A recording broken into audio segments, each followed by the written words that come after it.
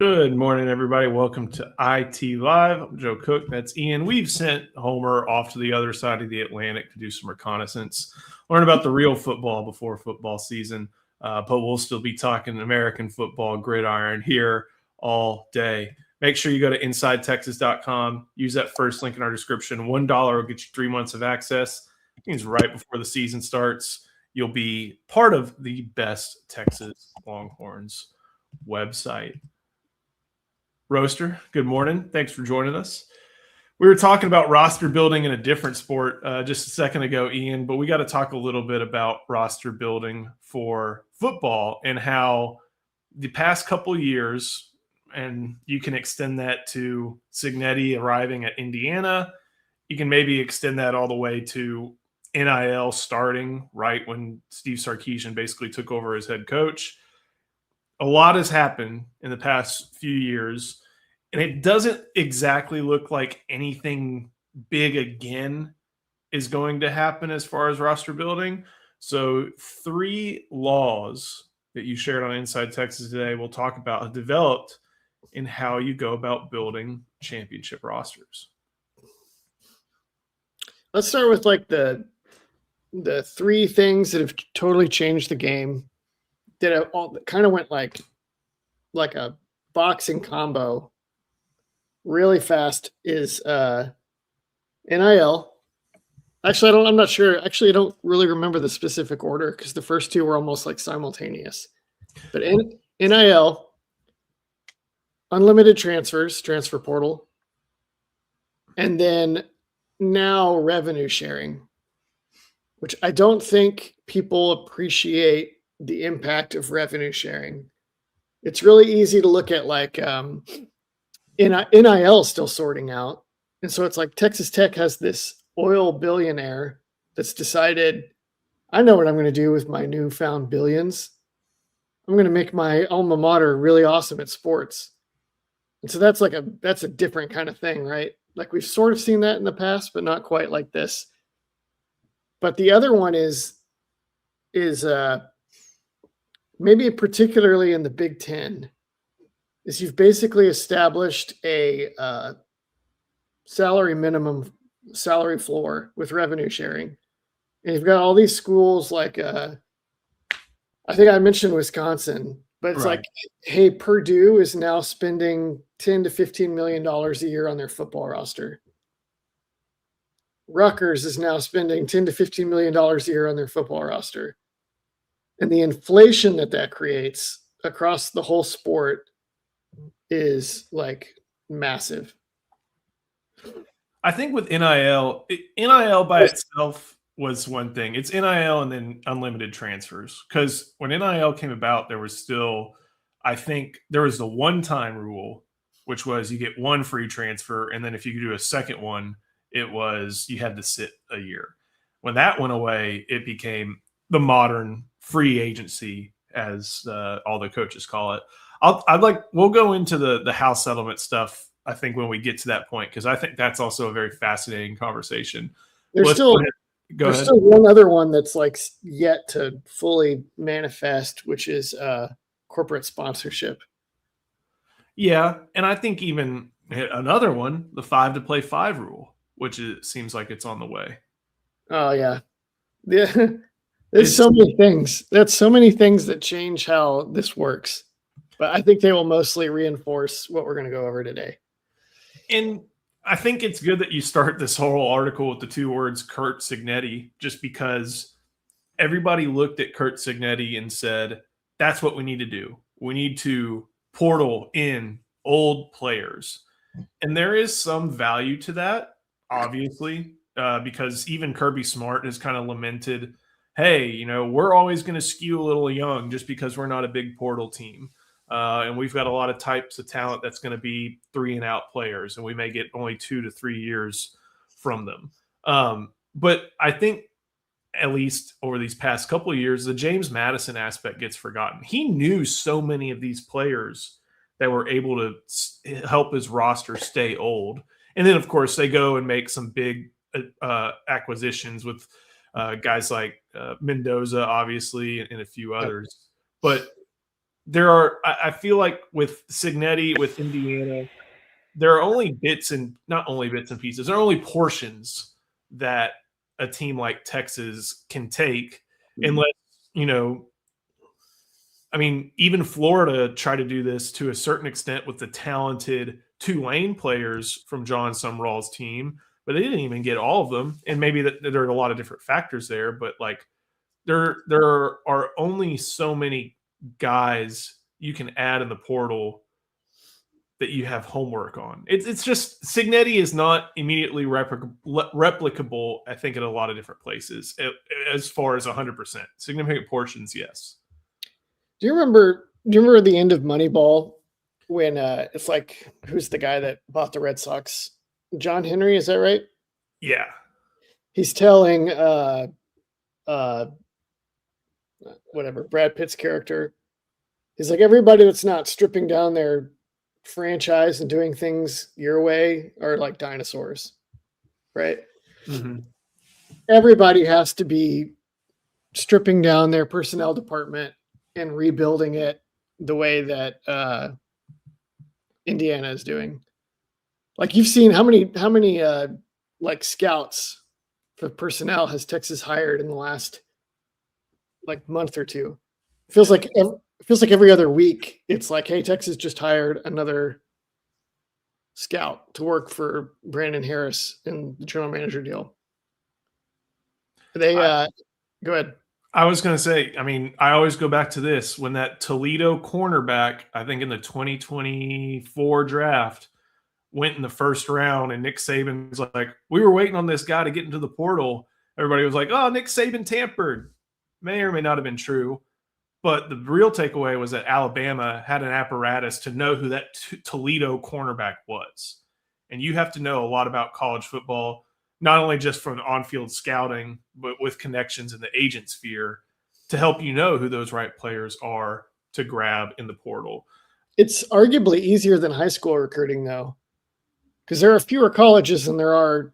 Like, how many programs in Texas high school world can produce a P2 caliber player in a given year? At least 100, probably more, right? Yeah. And there's 130 FBS programs. It's probably worth scouting FCS as well. So, I mean, if you can hire out people to do the high school thing, and some people do and some people don't, you can do the same thing for, like, you get me and you, if our full-time jobs were grinding FCS games and G5 games to find worthy players, we could build lists, right? That's how New Mexico won a bunch of games last year. Basically created an FCS all-star team. But let's get to some of the laws that you go over. Revenue sharing has changed the game again. There have been two, and we recognized this earlier, two massive changes was legalization of NIL, which gave schools, communities, ecosystems, as I like to call them, the ability to pay above board, which, instead of the car dealership just giving a car to that 4-star from an hour and a half away, they could give the car and then also be like, hey, we are the car dealership, giving them the car and welcome to, this southern city. That was a big change. And that even has gone to other schools that weren't ever really interested in it or never really, wanting to go 30 miles an hour over the speed limit instead of 10. That allows them to go the new speed limit. Yeah. That's the thing, is that probably southern schools and a few particular ones benefited more when it was like anything that you wanted to do in this realm needed to be the shadow council. Yes. And like the SEC donors in particular were more about that. If once you start roping in like billionaires, like it starts to benefit, it changes the calculus in who benefits. Well, like once billionaires can do like tax write-offs or just do something that's like above board and maybe like more public. Like when Stephen Godfrey wrote that amazing Meet the Bagman piece for SB Nation way back in the day, in the last decade, he was like, hey, the guys that are paying the players are usually not like the big guys. The big guys the big guys want to donate to stuff where they get their names on buildings and stuff. This is more like collections of like upper middle class, wealthy kind of people that will pool money with like local businesses and just hardcore fans so that they can like give $50,000 to this star receiver or whatever. And now it's like, now you can get billionaires involved. Right. And you can, those other guys are maybe the supplements, and maybe they're even supplements to other sports. But you go over the old bagman culture. That's, I don't want to say extinguished, because even for every above board market, there's always going to be a black market. But the House versus NCAA settlement, which allows for the enabled revenue sharing from lucrative TV contracts that universities collect. And here's your reference. If you're a school like Wisconsin and you weren't that excited or prepared to play players big money before or after NIL became a part of the process, you're now pretty much obligated to add something north of $10 million to your roster funds. Again, kind of a quick explainer, just because I think it all gets conflated, especially with a certain Texas Tech O lineman that we're going to talk about. The House settlement cap says schools can share. This year it's going to be like 21 point something, maybe like right at 21 million. So $21 million from the school can be shared and go directly into players' pockets. The SEC requires teams send $2 million of that cap go to a different lawsuit that the NCAA lost. So roughly you have about $20 million, $19.5 million that can go straight from the school to the players. And pretty much every conference and team at the Division I level opted into this. Because if you don't, you're just operating at an extreme disadvantage compared to just about everybody else that you're trying to, play against and compete against. Yeah, you're just giving up on having a competitive athletics program if you don't opt in. And it's not easy for athletic departments. I mean, Texas athletics, I remember Chris Del Conte said it in February, they had and it was a variety of reasons for this. They had a significant deficit or operated at a loss, I think. Finances isn't my right. It's not my strength, but like they operated at a loss. And that's because of increased scholarship, paying players, and a smaller SEC media rights payout as a result of joining the SEC a little bit early. They don't get to collect for a year or two or something. I think this is their first, or this is 25-26 is their first full. That's when they're going to get their full payout. But and I remember the American Conference told teams that they had to have a floor, athletic department wide, but that they had to have a floor for revenue sharing, with the exception of the service academies, so that, they remain competitive and put a good product on the field. Because where does this all come from? TV dollars. You want good things coming up so that people will pay a good amount of money for your product. And as a result, because everybody has money, you don't have like 8 to 10 schools willing to go to the car dealerships in town. You've got pretty much every school in the country able to start paying players. One's close to home, one's far from home, one's in the portal, one's from recruiting. And that drastically changes how just talent is acquired in general. Yep. And I think the biggest thing is just the inflation.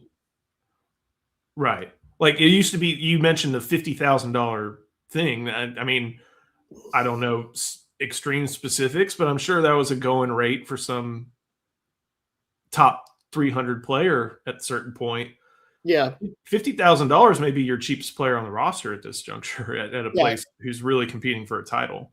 Yeah. 50,000 is like, yeah, maybe a preferred walk on, you know? Right. It was inflating before this, but this is totally different. And Jack, before we get to the law too, Jack Burton brings us up. Sounds like we're about to see billions of unpaid debt shutting down programs across the country. I think and maybe this is a larger point that we should bring up, but maybe not like overanalyze. I think that's more speaking to colleges in general than just athletic departments specifically.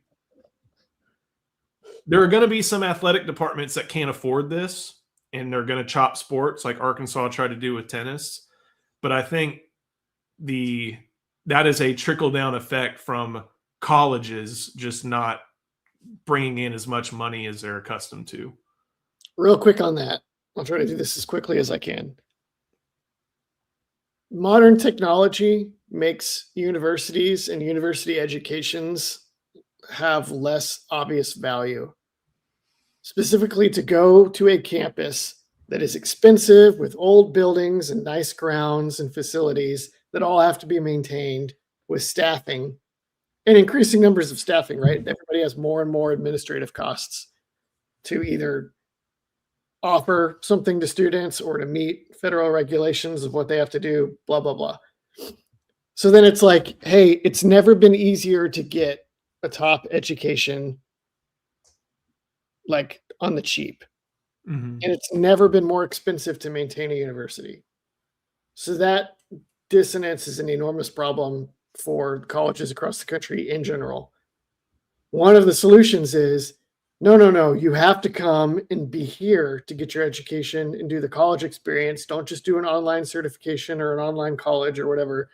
Come here, get it here. And if you do, football, basketball, be a part of like party scene and a big community and have like lifelong connections from the people that you spend time with, bond with guys in 30 years on text messages about your favorite college football team, blah, blah, blah. So then it just doubles down the money you have to spend on selling the university experience. So absolutely, I think there's going to be a huge bust, a huge bubble bursting with colleges because everybody is following that same model and it's just not going to work because too many people are going to decide that's cool and all, but I don't know if who should I pick on? I don't know if Bowling Green and being a part of Bowling Green football and Bowling Green campus life is enough to justify going into student debt that could limit my potential to own a home, right? Or whatever, or have iffy value if AI may just take the job I prepared for anyway. You see where this is going? Yeah. Texas will be fine. It's what is the functionality and what's the utility of college education? That's definitely becoming something to track. But yeah, it speaks more to bring it all back. College athletics will suffer because of that, because of what colleges are suffering for. And yet you're still seeing some schools like Virginia Tech's the well-known one investing hundreds of millions of dollars into their athletic program because they understand, okay, we're Virginia Tech.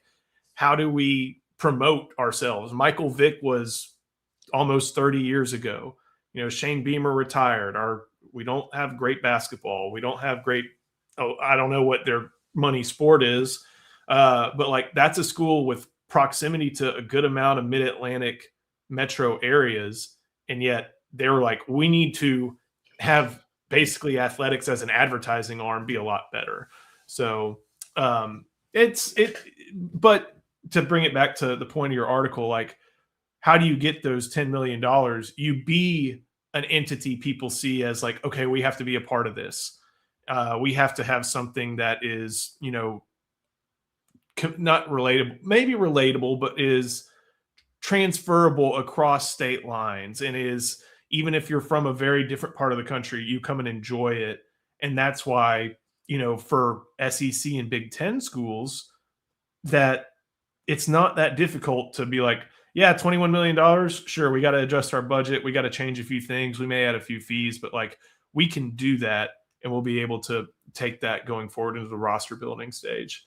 Before we get to the second law, got to show some love to our sponsor, that is David McClellan. Big financial decisions don't have to feel overwhelming. There's someone who can guide you every step of the way. David McClellan is a fiduciary financial advisor with Forum Financial, and he's working closely with his clients as a true financial life coach, guiding every aspect of your financial journey with expertise and care. If his name sounds familiar, that's because David was a swimmer at Texas and a member of several national championship teams. Today, he channels that same championship mindset into helping people win with their finances. David specializes in financial planning, and he's contributed numerous articles to Kiplinger on the topic of retirement tax bombs. And right now, David is offering viewers a free intro consultation to assess your financial situation. Do not miss this chance to get personalized guidance from a trusted expert. To schedule your free consult, email David at dmcclellan@forumfinancial.com, or you can call him directly at 312-933-8823.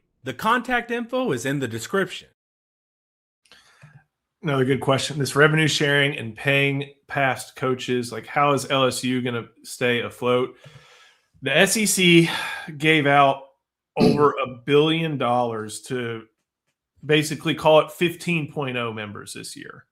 Most of the original 14 got, 80 something million, I think, per school, maybe 75 or something like that. Like, they are getting huge amounts of money from the league for just being on ESPN. Kind of what we were talking about, SEC schools have never been more popular just nationally. People, give it a state of Texas example. There are probably some people in DFW and in Houston who could have gone to Texas State, who could have gone to SFA, but they're going to Ole Miss and Auburn instead for the experience. Yep. So you're still, the SEC is tapping into people from metro areas that aren't, again, Auburn, Birmingham, Huntsville, Atlanta. They're tapping into Houston and Dallas and Nashville and all these places that weren't always sending their kids there. So the money is still coming in, and TV is not going to go away because live sports is basically the only surefire. Live football is like a surefire guaranteed winner when it comes to ratings. And then the trickle-down effects start. All these people coming from these metro areas, if you're lucky, they start businesses. They start donating to the program. Texas had like $170 million in donations to the program. College sports has really never been more popular. It's just the idea where they've got to figure out how to make sure all that money is split evenly or appropriately now that the players have a stake. And yeah, I see the children's hospital jokes, but you guess who the corporate sponsor on the LSU jersey is right now? It's a hospital system. That's coming in. Like Tyson Chicken still on the field at Arkansas, Humans on the field at Texas. Like, they are finding all these different revenue sources, including a 2014 playoff, are the ways they keep trying to find ways to do this and fund everything. Also, for all the reasons you just said, there will always be people that will invest in LSU. Yes. There will always be people who invest in A&M. There will always be people who invest in Florida. Like it either because they have a connection to it, or because it has such a connection with so many people that it's worth it for the advertising. It's like English Premier League teams with their, Emiratis and the other like slogan. Yeah. You think that international viewing product. Deion Sanders sent somebody to Saudi Arabia to try to pitch some oil sheik to like donate money to Colorado for NIL. And I don't think it worked because Colorado, but it was a good idea. And it's like, absolutely somebody else could do that and it would actually work. This from Ryan Nelson: 3 laws: have a great run defense, have an accurate quarterback with some functional mobility, and 2 quality backs or 3 high-level wide receivers. You talked to Space Force, and we'll get to that in a second, but like, this is, how are you getting those guys? Yeah, you need those types of players. How are you getting them? I would also, the types of players that I think you want, me and Nelson are not simpatico on the exact makeup. Right. Yeah. And then there's got to be a ceiling.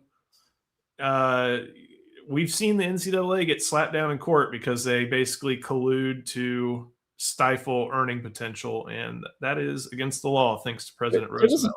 There doesn't have to be a ceiling. There's also a practical ceiling. Yes.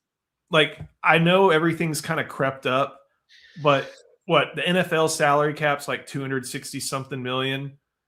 If Cody Campbell wanted to, he could blow past the NFL salary cap, but he hadn't because there is still a pretty unregulated market at this point. So practicality keeps that going.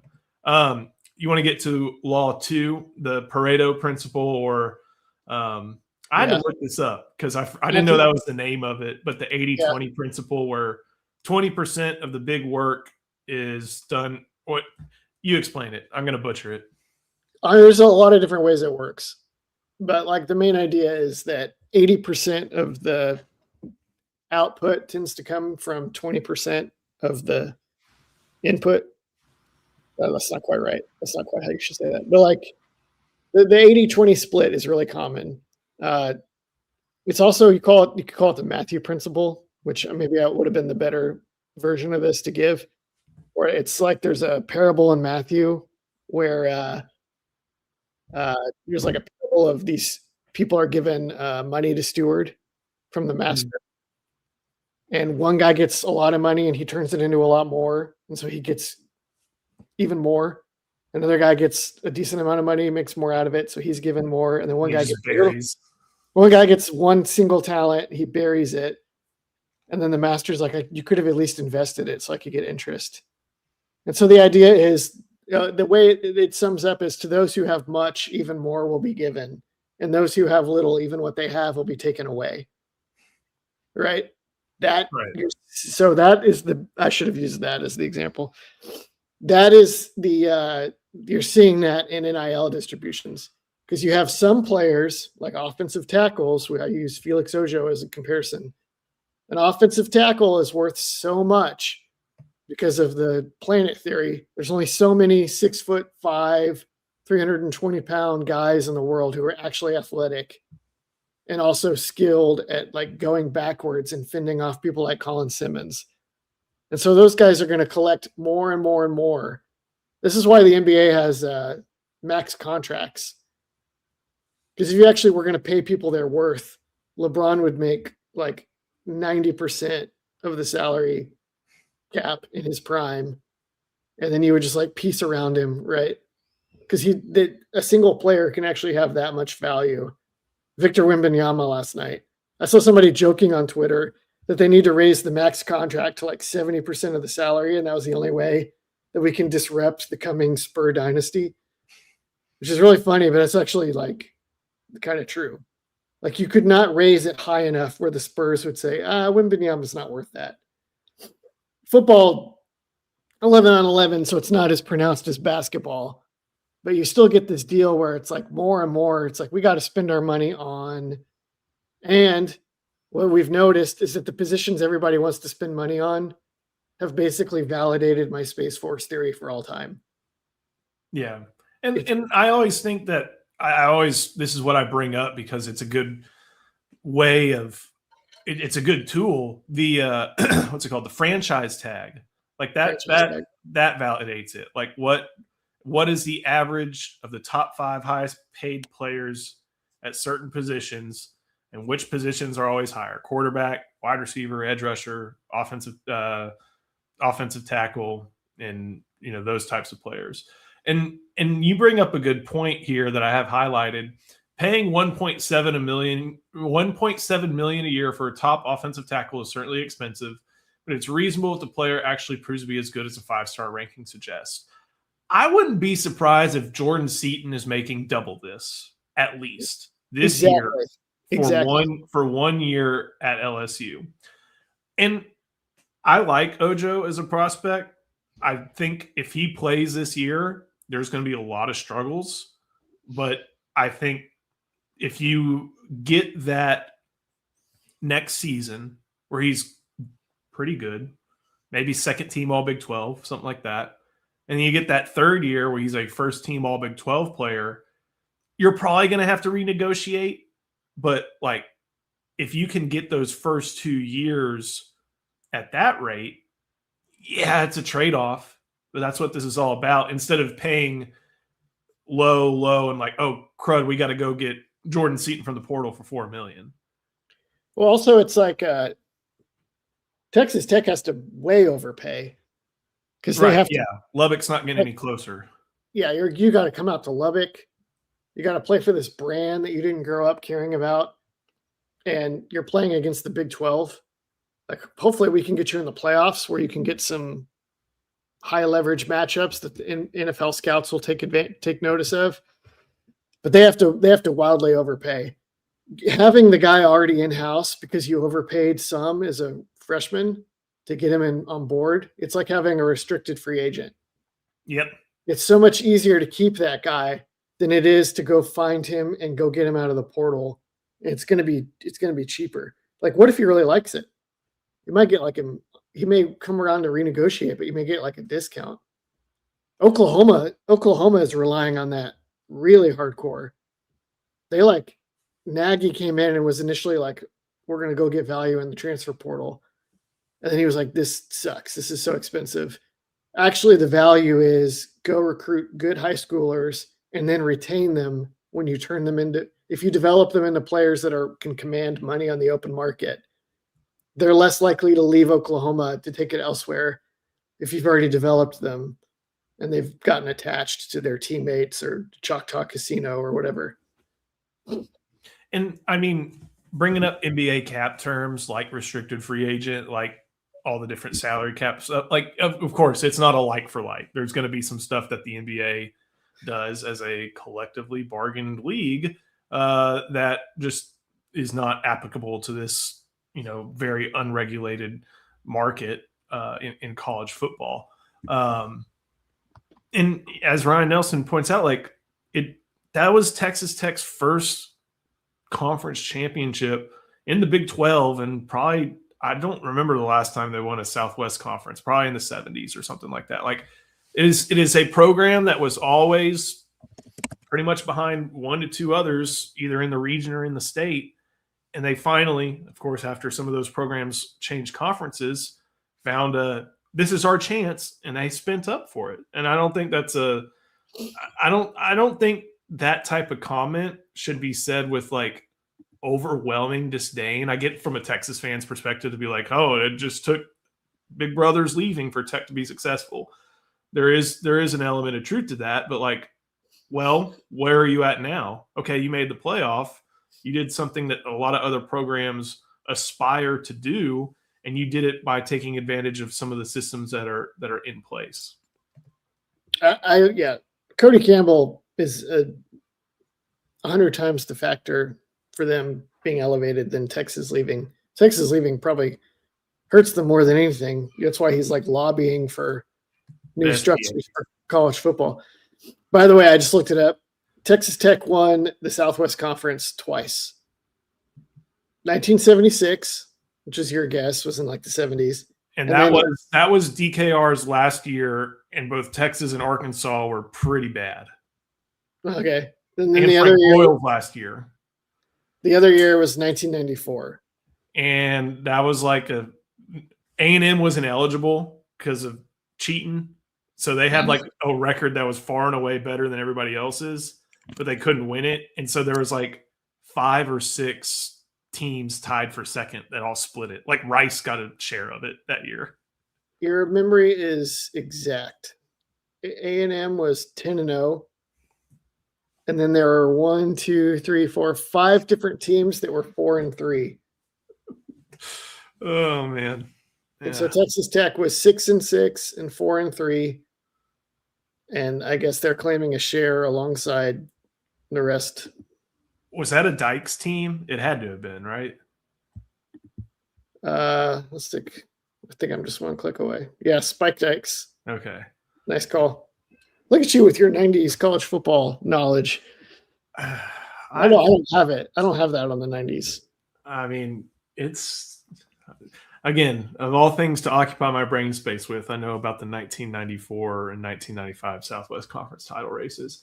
I know the aughts and the teens, like the Yeah. back end, but not the 90s well at all.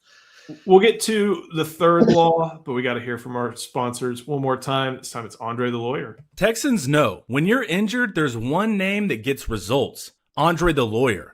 Trust the team that has secured millions for their clients and helped thousands of Texans win their injury cases. Car wrecks, slip and falls, 18-wheeler accidents, on-the-job injuries, wrongful deaths. Don't let the insurance companies tell you what your claim is worth. Andre the Lawyer will fight for you. His principal office is in Dallas, but they serve Texans throughout the state. So don't wait. Call 214-444-8808. That's 214-444-8808. Contact info is in the description.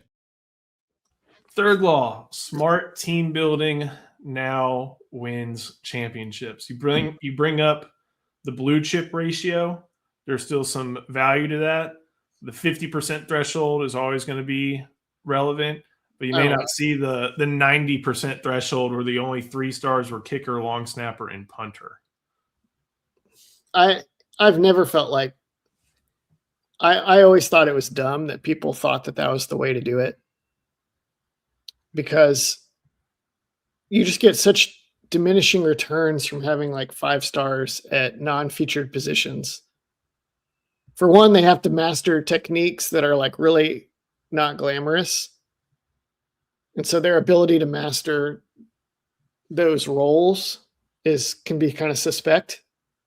Like you almost have a better chance of getting a 3-star to master a specific role when you're just like a cog in a machine than you do to get a 5-star to master them, especially if the 5-star is thinking like 3 and out.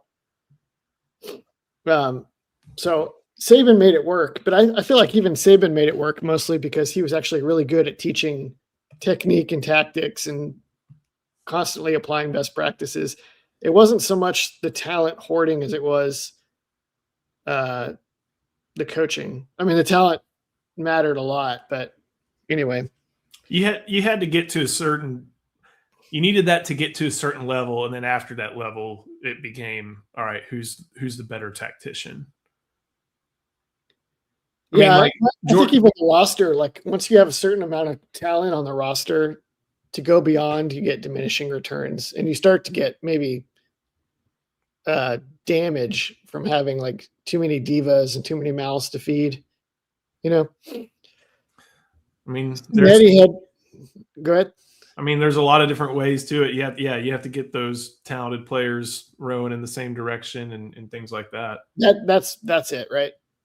That's easier if you have a system and then you are targeting guys that match the needs of your system.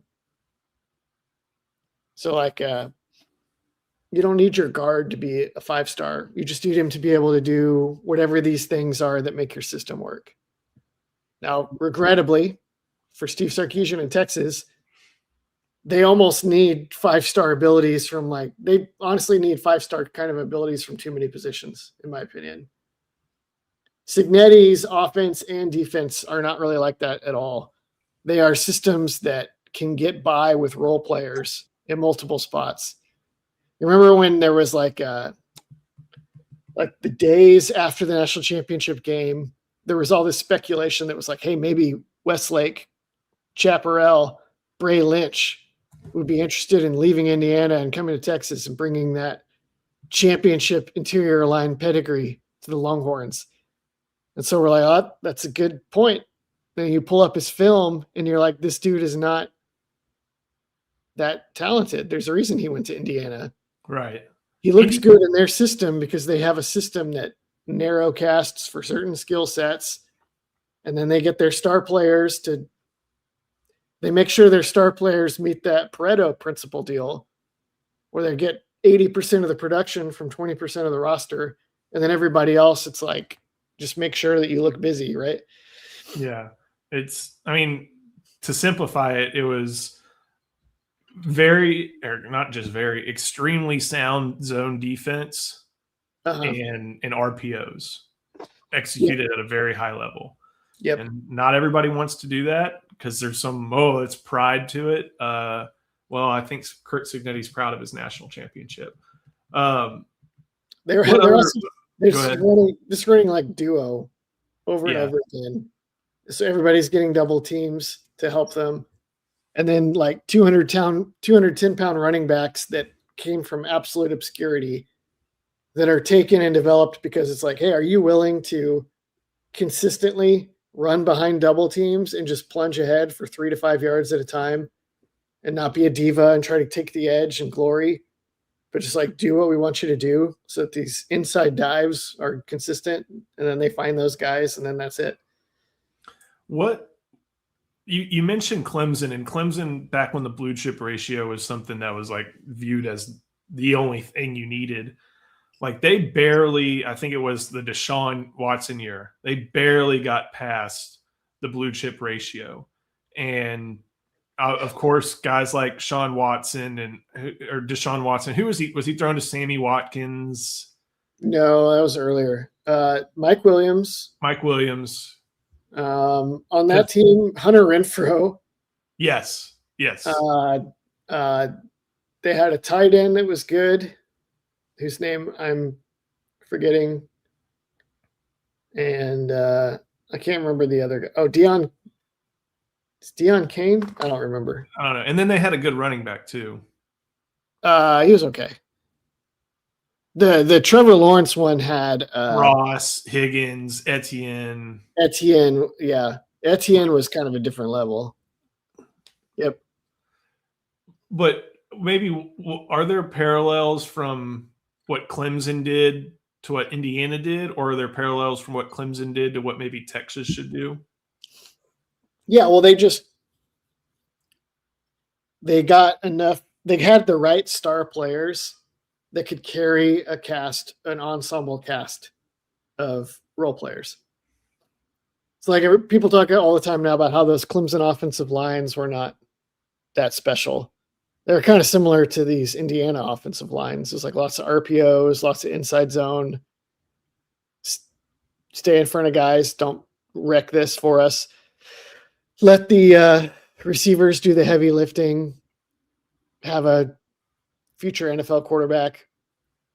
And then defensively, Nelson notes the Clemson defensive lines, they're obviously sparing no expense on those guys. It would be like 3 or 4 future NFL defensive linemen, and then like some bulked up, well-coached 3-star linebackers that Venables made. Yep. Similar deal at safety. Maybe 1 or 2 NFL guys at like corner or safety. They were absolutely, you could tell like they were choosy on like, we're going to spend money on this. Here, we're just going to evaluate and develop well, and our system is going to do heavy lifting for us. I think everyone's going to have to move more and more towards that. One thing that Clemson team makes me think about is like Mark Richt was never bad at Georgia, but Mark Richt was never – he was elite, but he just couldn't beat other elite teams. And at the tail end of the Mark Richt era, Clemson had become I don't want to say a dominant recruiting power, but they would get the highly touted 4-star guys. They'd pick off a few 5-star guys, and they'd turn those guys into better players in schools like Georgia. South Carolina, I mean, Spurrier had it going for a good bit. And then, there was the ACC was pretty down then. What I'm saying is like there were some college football factors, especially in Florida. I mean, Miami wasn't all that great. Florida State at that time, like Jimbo was on the downtick kind of late. Like there were a lot of regional factors. Tennessee was a mess that helped Clemson go in and maybe get some talent that they hadn't always gotten, and then elevate them in their system that worked very, very well for them at that time. They got some guys that, just to get back to the 80-20 thing, they got the right 20% kind of guys. Right. Which just reinforces like in this model, if you have to skimp and save on the margins of your roster, you better be sure that the money guys that you're paying are producing, are carrying the load. They need to actually be guys that can power a national championship. Now, at least for Texas, though, I'm not sure where, like, the competition's higher. So let's think if you're Texas and you're recruiting a kid from DFW. You're Texas, strong pitches there, NIL, championship caliber program, high-level stuff. A&M has a good pitch. LSU is going to come try to get you. Oklahoma is going to come try to get you. Texas Tech's going to come try to get you. USC, Alabama, they're not going to let a flight interfere. Georgia, Ohio State, like the lack of, I guess, quality in the region at that time is something that just does not exist right now for Texas, because all these different schools I just named, with the exception of LSU and Texas, made the playoff last year. It's just an incredibly competitive recruiting environment compared to maybe the one Dabo was working with that helped them set those teams up. Which is why rule number 1 and rule number 2 about having the money and spending it the right way is so important. Yeah, I don't know.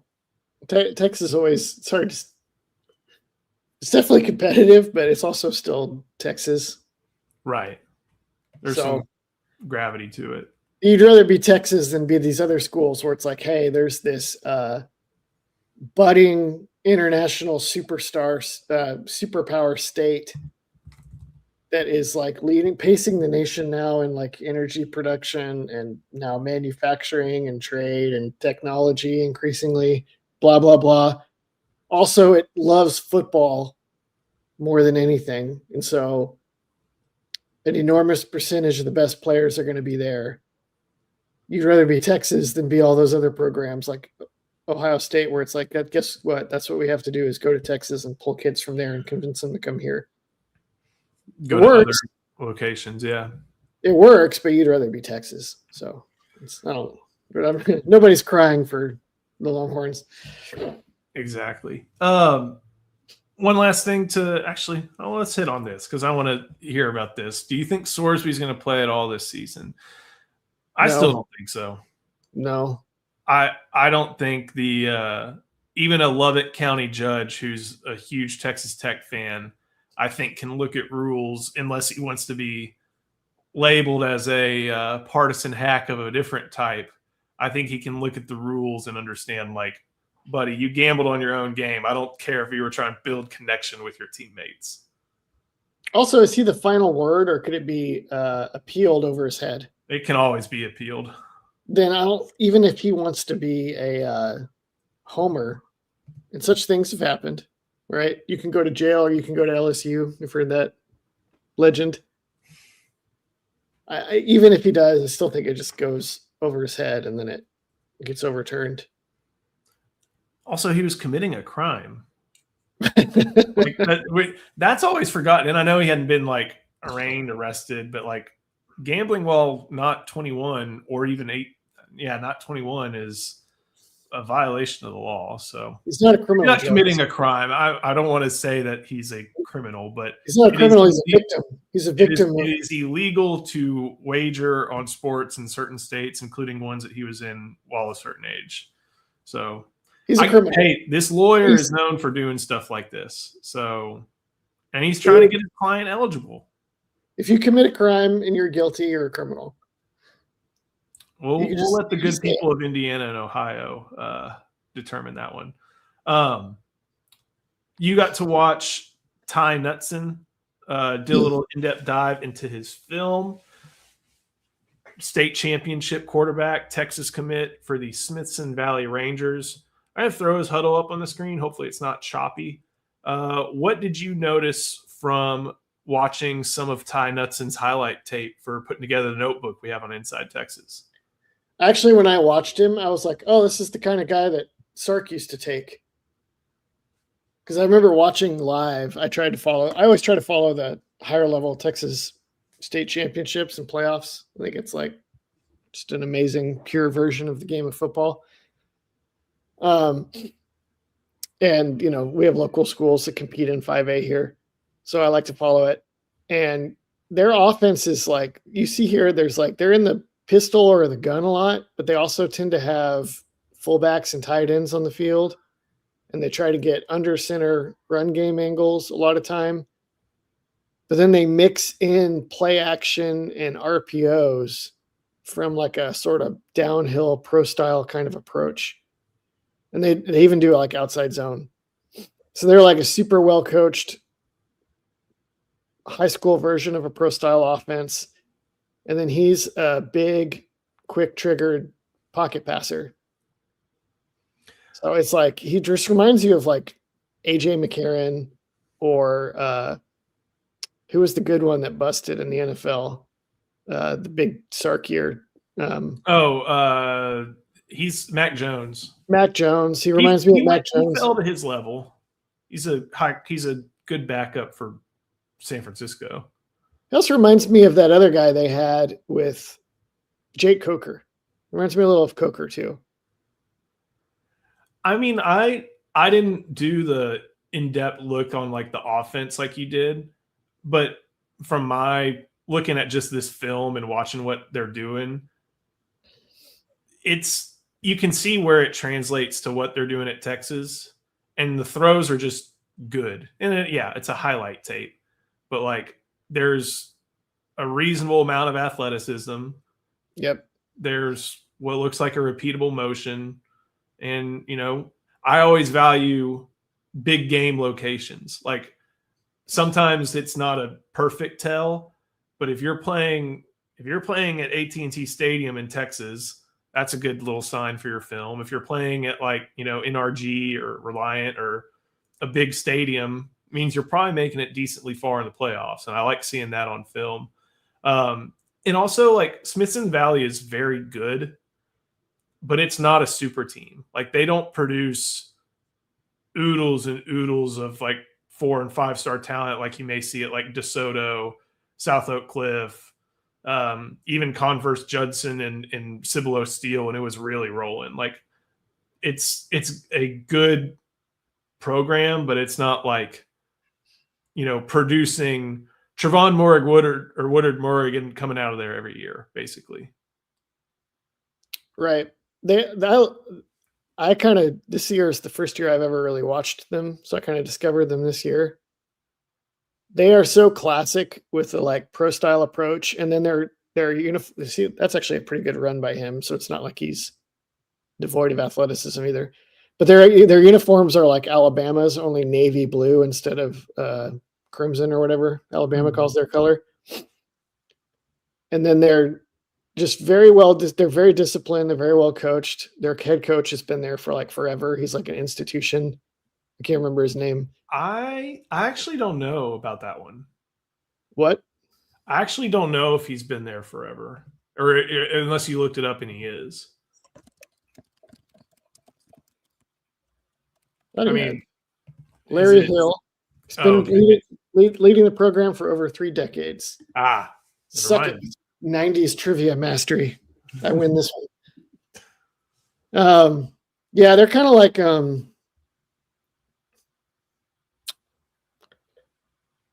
that guy 4. I bet that guy ends up going somewhere respectable. He's really good. But yeah, they have a few prospects, but they're like I don't know. They're like a kind of a talent level comparable to a normal suburban power. If that makes sense. They're a little bit Alito-ish, without the annual 5-star running back that whatever. And without the DFW bump, it's a little bit different in San Antonio, I'd say. So it's changing in a hurry. It is changing in a hurry. 5 corridor. But San Antonio still isn't, even if it's Tarrant County and the west side of the Metroplex, it's not the exact same. But overall, you thought there was good stuff, though, which is like really come on. Yeah, the north side of San Antonio. Yeah, but Even further north, like getting into New Braunfels is what you're saying? no, it's when people hear San Antonio, they think like kind of South Texas. Right.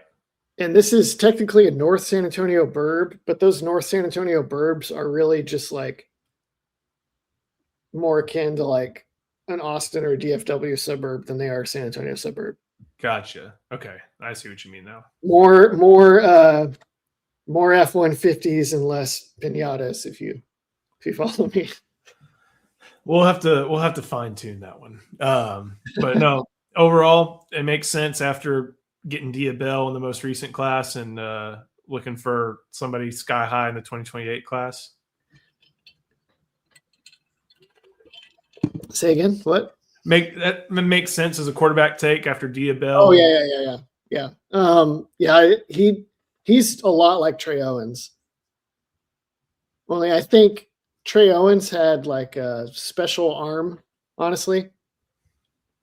I think Knutson is maybe a little more of he's got a little more like the soft skills. Like there's a lot of clips in that highlight deal where he could look one way and then turn and set and throw accurately to a guy on the run on like the other side of the field. And so those sorts of, what'd you call it, reproducible mechanics and footwork are all very promising. He's like he looks a little bit like you could see him being very, very good in the Quinn Ewers offense. Yeah, I can see that. San Antonio is absolutely South. San Antonio is where South Texas begins. Yeah, it may not be like when you near roll the Rio. It may not be near the Rio Grande, but it is like the cultural entry point and arguably one of the cultural capitals of South Texas.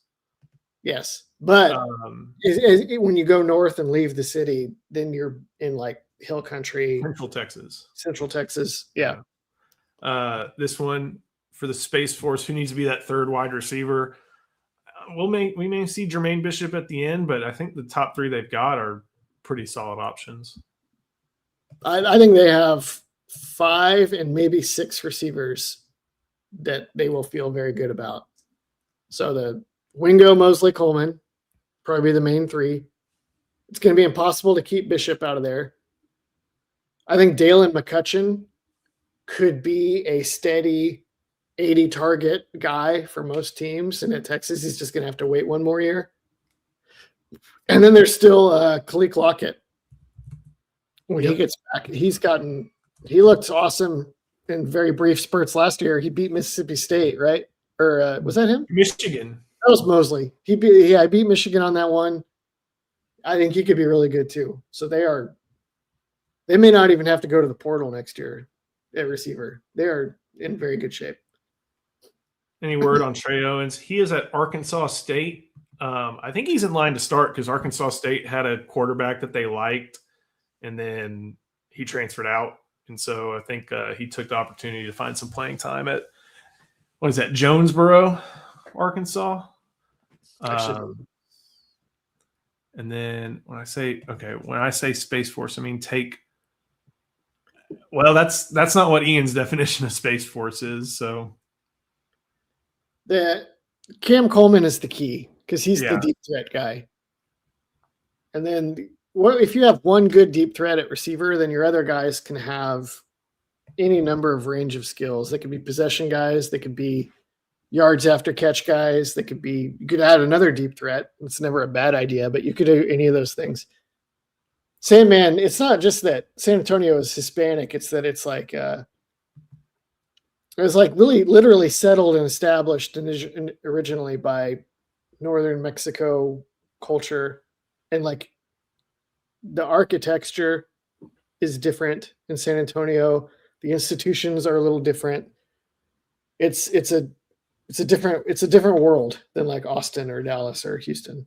I think I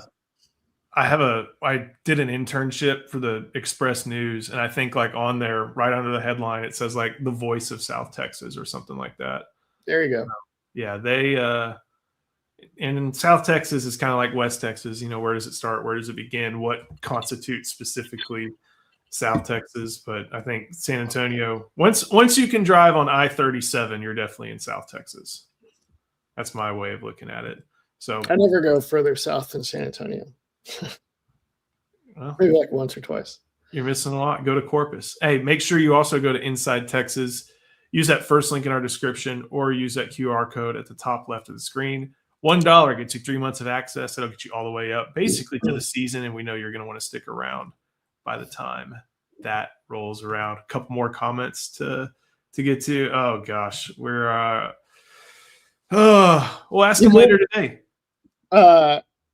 This is not East Texas, and everybody's going to get really mad, but I always use this map from this book called American Nations that breaks down America's regions by culture and who settled them and the kind of people that settled them and the kind of cultural values they imprinted.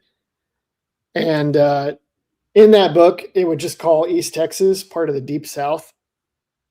And the part that juts out the most to the west is there's this little sliver just over Austin that extends into McClellan. And so you would buy Washington that. County or Travis County? No. Travis County is not in the Deep South. Okay, Over because to the Boston north. County is where like Brenham is, and that's Brazos Valley. That is also in the Deep South, but by this map, Brenham is like one of the endpoints, I think. Okay. It's like when you're driving Houston to Austin, Brenham to Giddings is like Deep South to Greater Appalachia. But yeah, Waco is like the westernmost end of the Deep South on this map. I need to find that map. American Nations. I'll look it up. Maybe we'll. I've spent a fair bit of time in Waco and with some of the people there, and I think that holds true. I can attest. And I also kind of believe that with East Texas, the only thing standing in the way of some of the cultural stuff is the state line. So, and granted, that's a big dividing line, but you know what? Maybe that's another topic for another day. So, all right. Thank you all for watching. We'll see you tomorrow on IT Live on the Inside Texas Football YouTube channel powered by InsideTexas.com.